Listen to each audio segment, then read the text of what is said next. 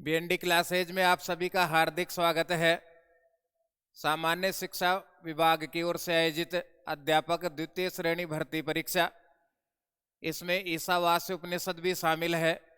एक श्लोक के माध्यम से सरल प्रकार से समझने का हम प्रयास करेंगे। दोस्तों, यदि वीडियो अच्छा लगे तो लाइक, शेयर, सब्सक्राइब कीजिएगा और अंत तक वीडियो को जरूर देखिएगा। अंधम तमः प्रविशन्ति ये विद्यामुपासते ततो भूय इव ते तमो ये उ विद्यायाम रतः। अन्वय से हमें ज़्यादा काम पड़ेगा नहीं। पहले शब्दों के पदच्छेद करेंगे, उसके बाद में कुछ विशेष शब्दों को समझेंगे, फिर शब्दार्थ और अंत में भावार्थ के माध्यम से श्लोक को हम समझेंगे। तो पहला काम होगा पदच्छेद। पदच्छेद से ये फायदा हमें रहेगा कि इनको हम सरल प्रकार से समझ सकेंगे। शब्द जब अलग हो जाएंगे तो अर्थ आसानी से निकलेगा। तो पहला पदच्छेद होगा ये प्लस अविद्याम प्लस उपासते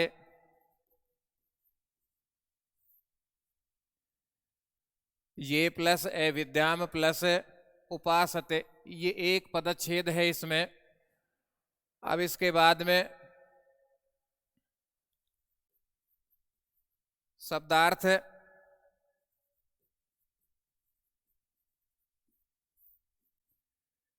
अंधम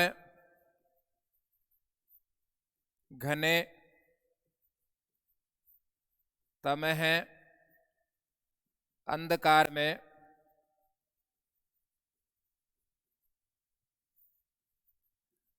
प्रविशन्ति प्रवेश करते हैं, चले जाते हैं।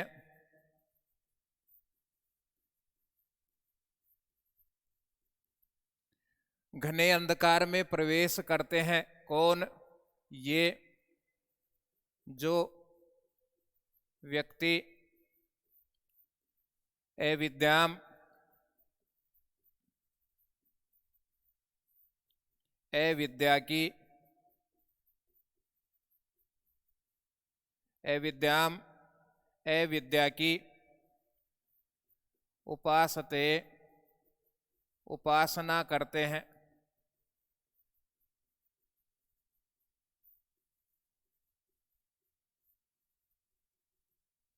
एक पंक्ति ये कंप्लीट है।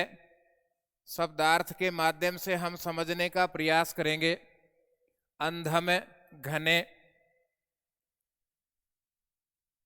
घने किसमें? तम है, अंधकार में। प्रविशन्ति प्रवेश करते हैं, ये जो व्यक्ति अविद्याम अविद्या की उपासते उपासना करते हैं।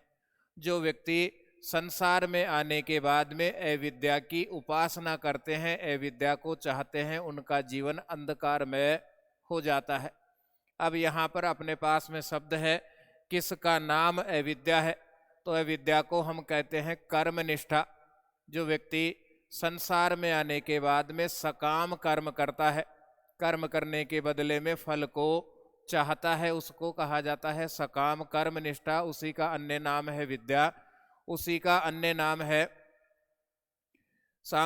व्यवहारिक जीवन में जिन पदार्थों को हम चाहते हैं उसी को कहा गया है अविद्या। तो जो व्यक्ति संसार में आने के बाद में अविद्या को चाहता है, या जो व्यक्ति संसार में आने के बाद में सकाम कर्म करता है, कर्म के बदले में फल की इच्छा रहती है, कार्य करने के बदले में कोई भावना उसके साथ में रहती है, उस व्यक्ति का जीवन घने अंधकार में रहता है। सकाम कर्म का एक सामान्य उदाहरण है कि मेरी फर्स्ट डिवीजन बनेगी, मेरी 90% बन जाएगी तो मैं आपको एक नारियल चढ़ाऊंगा। यह है सकाम कर्म। तो इस प्रकार से जो व्यक्ति सकाम कर्म करता है वो अंधकार में प्रवेश करता है, उसका जीवन अंधकार में हो जाता है। इसके बाद दूसरी पंक्ति में लिखा गया है, ततो उससे भी, ततो उससे भी, किससे? जो व्यक्ति घने अंधकार में जाएगा उससे भी भूय इव ज्यादा ही, भूय इव अधिक ही, ते वे लोग, ते वे लोग तमो अंधकार में, तमो अंधकार में, उससे भी अधिक वे लोग अंधकार में जाएंगे, जीवन अंधकार होगा। यह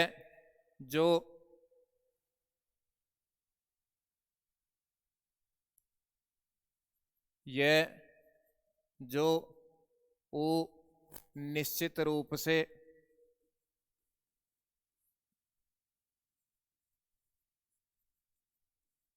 विद्यायाम, विद्या में, विद्यायाम, विद्या में रता लीन है। ये दूसरी पंक्ति का अर्थ हो गया अपने पास में। फिर से एक बार शब्दार्थ को हम देखेंगे। ततो उससे भी, ततो उससे भी, परीक्षा में इस प्रकार के प्रश्न भी आते हैं। यहाँ पर ततो इसका अर्थ क्या है हम कहेंगे उससे भी, तो उससे भी किससे भी, तो हम कहेंगे जो व्यक्ति अविद्या की उपासना करते हैं उससे भी भूय इव अधिक ही, ते वे लोग, ते सर्वनाम शब्द का प्रयोग किनके लिए है? मानवों के लिए, लोगों के लिए। वे लोग उससे भी अधिक, जो अविद्या की उपासना करते हैं उससे भी अधिक तमो अंधकार में, यह जो निश्चित रूप से विद्यायाम, विद्या में रता लीन है। विद्या में लीन व्यक्ति अविद्या से लीन व्यक्ति से अधिक घने अंधकार में जाते हैं। जो व्यक्ति केवल विद्या की उपासना करते हैं उनका जीवन अविद्या की उपासना करने वाले व्यक्तियों से भी अधिक अंधकार में होता है। उनका जीवन उनकी तुलना में अधिक अंधकार से युक्त होता है। दो विशेष शब्द हैं। पहला अविद्याम कर्मनिष्ठा और दूसरा है विद्याम ज्ञान निष्ठा। जो व्यक्ति कर्म को छोड़ करके केवल ज्ञान निष्ठा को प्राथमिकता देता है, ज्ञान भी यहाँ पर अध्यात्म ज्ञान है। व्यक्ति अपने लिए निर्धारित कार्यों को पूरा नहीं करता, केवल अध्यात्म को चाहता है, केवल ज्ञान ही प्राप्त करना चाहता है, उस ज्ञान का व्यवहारिक उपयोग नहीं कर पाता, उस व्यक्ति का जीवन अविद्या को चाहने वाले व्यक्ति के जीवन से अधिक अंधकार में रहता है। अंधम तमह प्रविशन्ति ये विद्यामुपासते ततो भूय इवते तमो ये उ विद्यायाम रतः। अब यहाँ पर भावार्थ होगा।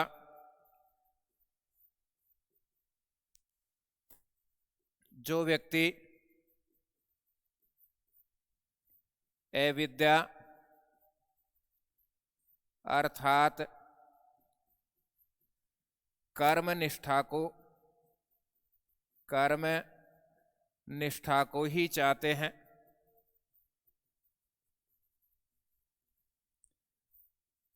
उनका जीवन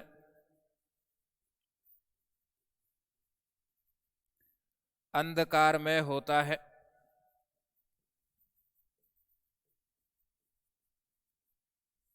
उनका जीवन अंधकार में होता है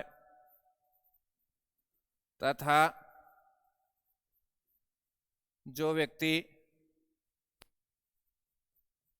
केवल ज्ञान निष्ठा को ही चाहते हैं अर्थात अविद्या को ही चाहते हैं,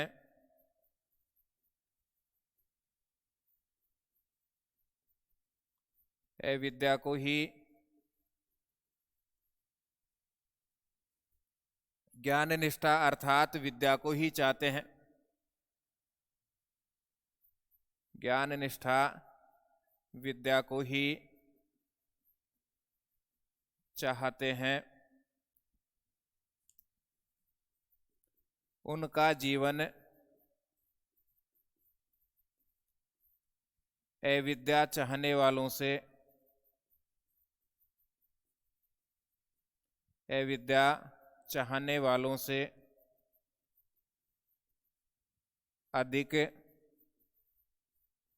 अंधकार युक्त होता है।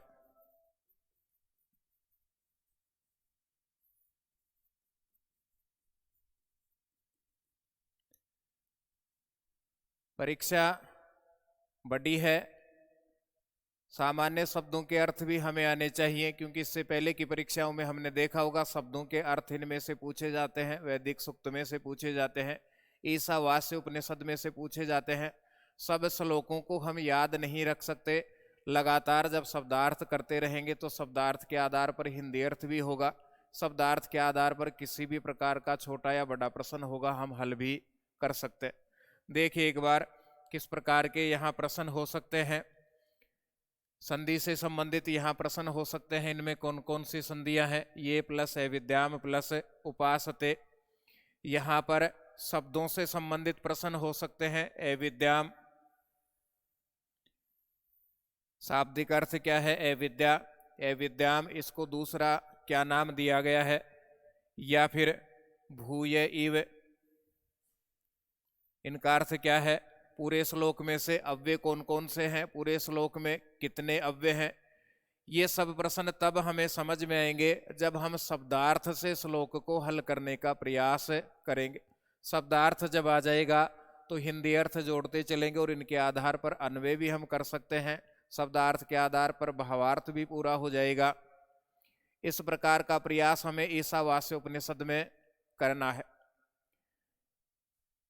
संपूर्ण कोर्स यदि आपको चाहिए तो BND क्लासेज ऐप आप डाउनलोड कीजिए या 9928946539 पर संपर्क कीजिए।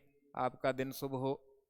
जय तु भारतम, जय तु संस्कृतम, जय BND।